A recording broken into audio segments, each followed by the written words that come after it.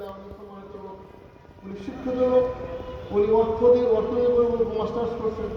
ওনার দ্বারা আমরা আশা করতে পারতেছি দেশের দিকে উপকার হবে। ঠিক। আমরা চাই না তিনি সংসদ শিক্ষিত হবে, আমি চাই যে প্রধানমন্ত্রী ওইসব পর্যায়ে উনি যায় আস্তে আস্তে ইনশাআল্লাহ। চেয়ারে বসে কামিয়াব করো, এই জোটকে কামিয়াব করো, মামুন হক সাহেব আপনার জয়যুক্ত করো, আমরা একটা সুন্দর দেশ দেখতে পারি, আল্লাহ আমাদের তৌফিক দান করো। আমিন।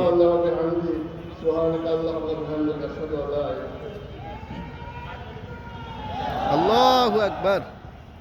ধন্যবাদ। এ পর্যায়ে বক্তব্য রাখার জন্য অনুরোধ করছি শহীদ রুহুল আমিন রুবেলের সম্মানিত পিতা বাচ্চু মিয়া।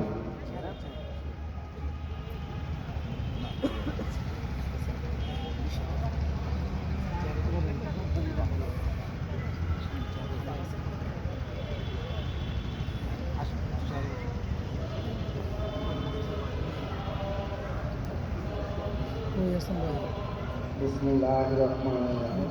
আসসালামু আলাইকুম ওয়া রাহমাতুল্লাহ। আমি শহীদ পরিবারের পক্ষ থেকে আমার আগে যে ভাই ওনার বলছেন এই কথার পরিপ্রেক্ষিতে আমি সম্পূর্ণ একমত। আমাদের এই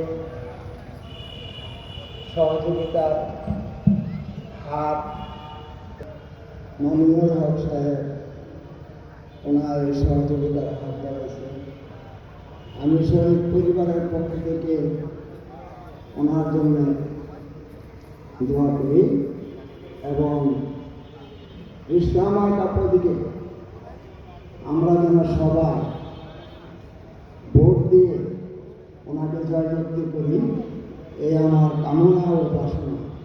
আপনারা সবাই ইসলামার কাপড়দিকে ভোট দিয়ে ঢাকা 13 আসনে আপনারা এমপি হিসাবে ওনাকে দেখতে চান বা না চান, এই বলে আমার বক্তব্য আমি শেষ করলাম।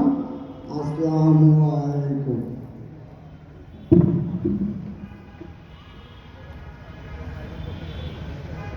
ধন্যবাদ। এ পর্যায়ে বক্তব্য রাখার জন্য অনুরোধ করছি খেলাফত মজলিস ঢাকা মহানগরীর সম্মানিত সদস্য মোহতারা মোতালেব খান।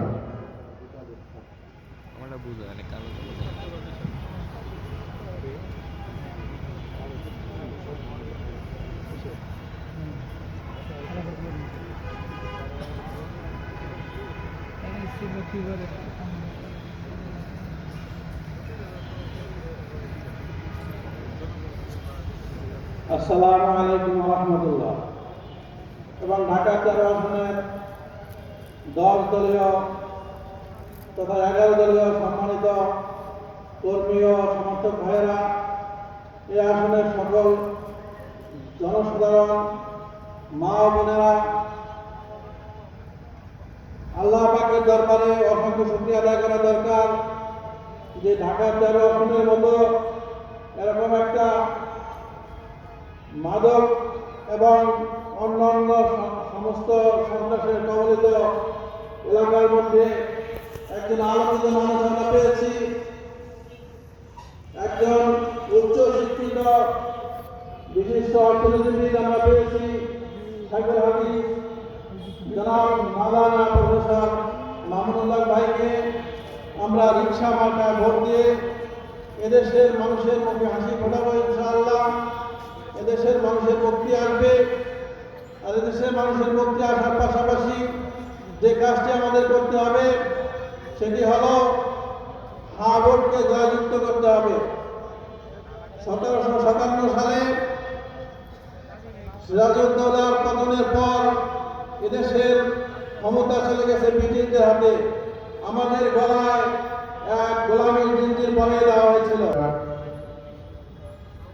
সংগ্রামী সহযোগিতাদের সংগঠন জাতীয় নাগরিক পার্টি ইনসিপির সম্মানিত যুগ্ম সদস্য সচিব হাফিজ আকরাম হোসেন।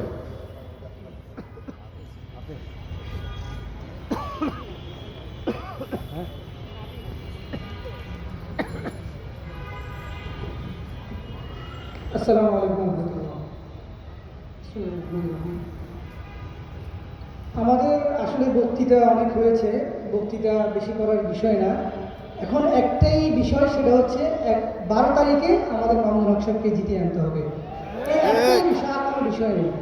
সেটা হচ্ছে মোহাম্মদপুরে মামুনুল হক সাহেব, ওনার সম্পর্কে আসলে বলার কিছু নাই। আমরা 2022 সালে আমরা একসাথেই মধুবিরোধী আন্দোলনে আমরা একসাথে রিমান্ডে ছিলাম। আমি নিজের চোখে দেখেছি ওনাকে কীভাবে নির্যাতন করেছে। আমি অন্য আরেকটি দলের প্রার্থী ছিলাম। যখনই আমাকে বলেছে মামুনুল হক সাহেব এখানে প্রার্থী, তখন আমি সাথে সাথে আমার নমিনেশনটা পর্যন্ত আমি জমা দিই না। শুধুমাত্র ওনার উপর বাংলাদেশের যে কোনো দল, যে কোনো মানুষ, যে কোনো পন্থী, যে কোনো মতবাদের যে কেউ ওনার উপর চোখ বন্ধ করে বিশ্বাস করতে পারে। আমার একটাই অনুরোধ, আপনারা মোহাম্মদপুরবাসী, আপনারা ওনার উপর আস্থা রাখুন, ওনার উপর বিশ্বাস করে 12 তারিখে ওনাকে জয়যুক্ত করুন ইনশাল্লাহ। ইনশাল্লাহ।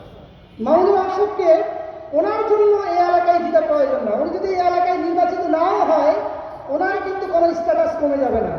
উনি শাইখুল হাদিসের ছেলে, হিসেবে সারা দেশে ওনার ওয়াজ করে ওনার যে পরিচিতি, এই পরিচিতি কিন্তু ঠিকই থাকবে। কিন্তু এই এলাকার মানুষ বঞ্চিত হবে। এই এলাকার অনেক সমস্যা। মোহাম্মদপুরকে বলা হয় বাংলাদেশের সন্ত্রাসের গডফাদারের জায়গা হলো মোহাম্মদপুর। এই এলাকায় অনেক সন্ত্রাস, চাঁদাবাজ, মাদক। এই এলাকার নিরাপত্তার জন্য মামুনুল হকের দরকার আছে। এই এলাকাকে সন্ত্রাস মুক্ত করতে হলে মামুনুল হককে বাড়ি বিজয়ী করতে হবে। এই এলাকাকে চাঁদাবাজ মুক্ত করতে হলে মামুনুল হককে বিজয়ী করতে হবে। এই এলাকার মধ্যে আপনারা জানেন বিহারি ক্যাম্প, গত 54 বছর তাদেরকে নাগরিকের মর্যাদা দেওয়া হয়নি। তাদেরকে বাংলাদেশের নাগরিক হওয়া সত্ত্বেও তাদের নাগরিকত্ব কেড়ে নিয়ে তাদেরকে মাদকের আশ্রয় হিসেবে সেই বিহারি ক্যাম্পকে রেখে দেওয়া হয়েছে। মামুনুল হক নির্বাচিত হলে এই দেশের উর্দু স্পিকিং যে কমিউনিটি, যাদেরকে আমরা বিহারি বলি, তারা তাদের অধিকার ফিরে পাবে, তাদেরকে নাগরিক হিসেবে মর্যাদা দেওয়া হবে। এলাকায় অনেকগুলো বস্তি রয়েছে, সেই বস্তিবাসী যারা রয়েছে তাদেরকে শোষণ করে, তাদেরকে এক ধরনের অর্থনৈতিক বৈষম্যের মধ্যে ফেলে দিয়ে তাদেরকে মাদকের মতো তাদেরকে নিয়ে যাওয়া হচ্ছে। মামুনুল হক নির্বাচিত হলে এই বস্তিবাসীদের পুনর্বাসন করা হবে ইনশাআল্লাহ। আমরা এখানে কথা দিচ্ছি, আমরা 10 দলীয় ঐক্যজোট একসাথে যেই মোহাম্মদপুরকে বলা হয় বাংলাদেশের সবচেয়ে অনিরাপদ জায়গা, সেই মোহাম্মদপুরকে আমরা বাংলাদেশের সবচেয়ে নিরাপদ জায়গা হিসেবে গড়ে তুলবো ইনশাআল্লাহ। আপনারা 10 দলীয় ঐক্যজোটের পাশে থাকবেন। 10 দলীয় ঐক্যজোট জিন্দাবাদ, ইনকিলাব জিন্দাবাদ। আসসালামু আলাইকুম ওয়া রাহমাতুল্লাহ।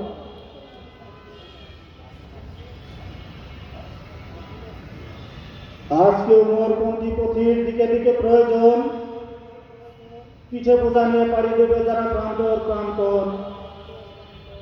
উষর রাতের অনাবাদী মাঠে ফলাবে ফসল যারা, দিক দিগন্তে তাদের খুঁজিয়া ফিরেছে সর্বহারা।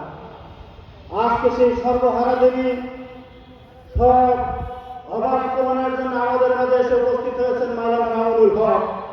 সম্মানিত উপস্থিতি, আজকের এই সমাবেশে এখন আপনাদের সামনে বক্তব্য রাখছেন বাংলাদেশ জামায়াত ইসলামী মোহাম্মদপুর পশ্চিম থানার সাবেক আমির, ঢাকা মহানগরী উত্তরের সংগ্রামী শুরা সদস্য, মোহাম্মদপুর 11 শেরেবাংলা নির্বাচনী আসনের জামাতের পক্ষ থেকে নির্বাচনী সমন্বয়ক ডাক্তার শফিউর রহমান।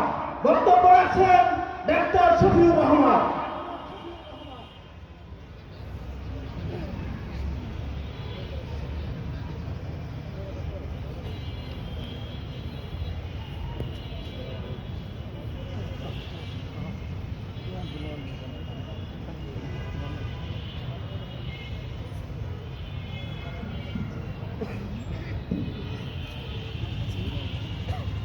أعوذ بالله من الشيطان الرجيم بسم الله الرحمن الرحيم واعتصموا بحبل الله جميعا ولا تفرقوا إلى آخر آيات।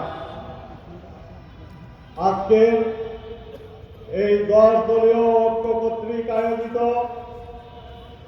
এই নির্বাচনী সমাবেশে সম্মানিত সভাপতি,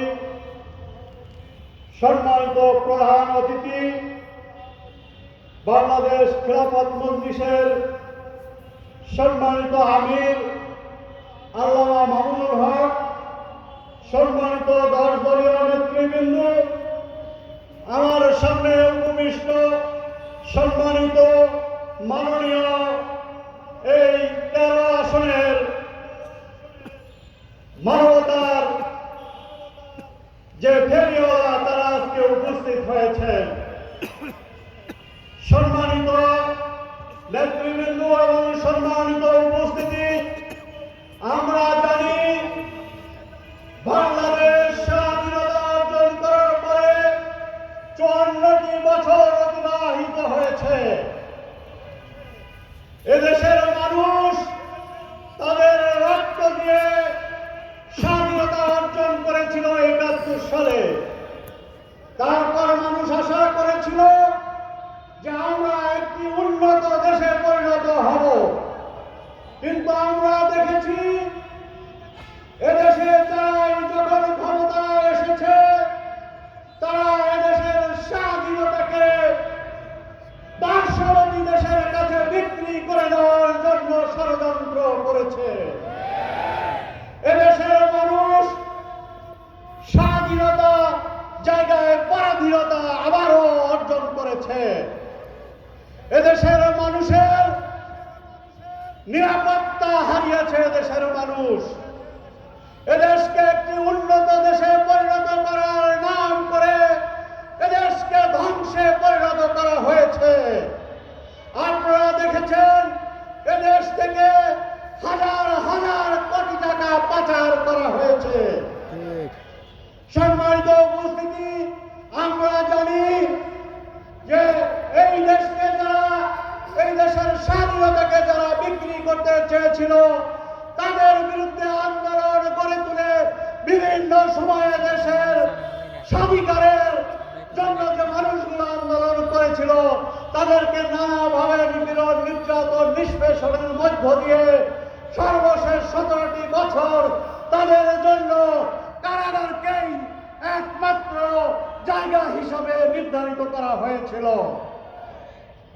এদেশের প্রায় 2000 ছাত্র জনতার শাহাদত এবং 30,000 মানুষের আহত বন্ধুত্ব বরণের মধ্য দিয়ে আল্লাহ রাব্বুল আলামিন আমাদেরকে এমন একটি সময় আবারও দান করেছিলেন যে যাতে করে আমরা আবার আমাদের সেই হারানো স্বাধীনতাকে ফিরে পেতে পারি।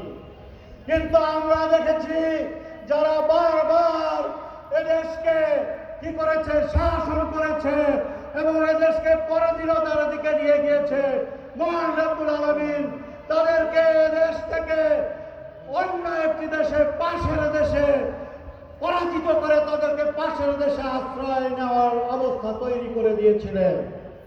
তারপরে আরেকটি দল যারা বারবার এদেশের ক্ষমতায় এসেছিল কিন্তু মানুষের স্বাধীনতাকে তারা ফিরিয়ে না দিয়ে বারবার চ্যাম্পিয়ন হয়েছে।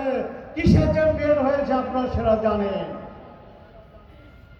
সম্মানিত উপস্থিতি, আজকে 10 দলীয় যে ঐক্য গঠিত হয়েছে, এই 10 দলীয় ঐক্য আগামী দিনে এদেশকে কিভাবে একটি কল্যাণ রাষ্ট্রে পরিণত করা যায়, এদেশকে কিভাবে একটি মানবিক রাষ্ট্রে পরিণত করা যায়, এদেশের শিক্ষা থেকে শুরু করে এদেশের সংস্কৃতি থেকে শুরু করে এদেশের মানুষের মুক্তির একটি কর্মসূচি গ্রহণ করেছে।